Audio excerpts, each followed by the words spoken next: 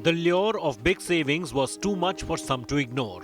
Spending just 2 rupees per kilometer on an electric vehicle against 10 to 15 rupees on a petrol vehicle clearly tilted the balance for the auto industry in 2022.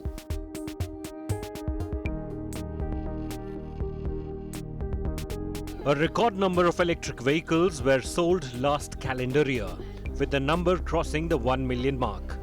The figure constituted just about 5% of the total vehicles sold in the country. Unit sales crossed the 100,000 mark during 3 consecutive months from October to December.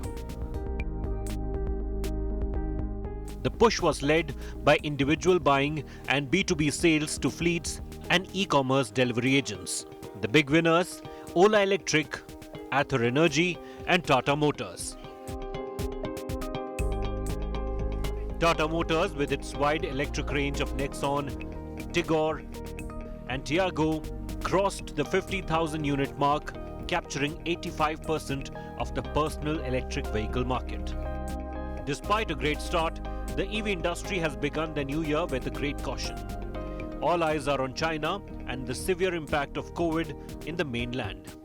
According to industry sources, production of raw materials and spares in China's factories is down more than 50% since the pandemic spread last month. Despite progress under Make in India, the supply chain for the EV industry is highly concentrated and dependent on the northern neighbor. Raw materials required for batteries include lithium, nickel, cobalt and graphite. In most of these materials, the production and the markets are cornered either by China or its companies. It also dominates the market for processing these minerals. Among cell components, China produces 2/3 of anodes and 3/4 of cathodes. It also has 70% market share in battery cells. Sources say that while Indian EV manufacturers are well equipped for January to March quarter, any disturbance in the supply chain could cripple production in the coming months.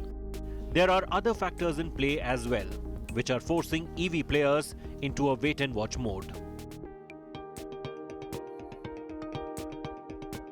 The charging infrastructure is still patchy, forcing customers to put off buying decisions.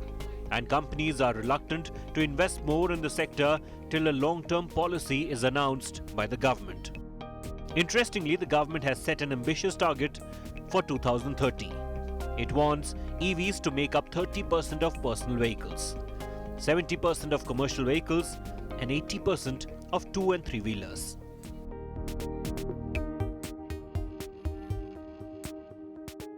However, to turn this goal into reality, the industry is looking at more than just PLI schemes.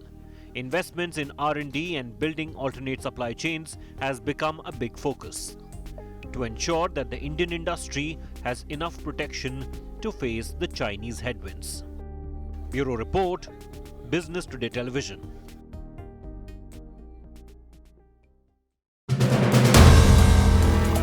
If you like the video, do like, comment, share and subscribe.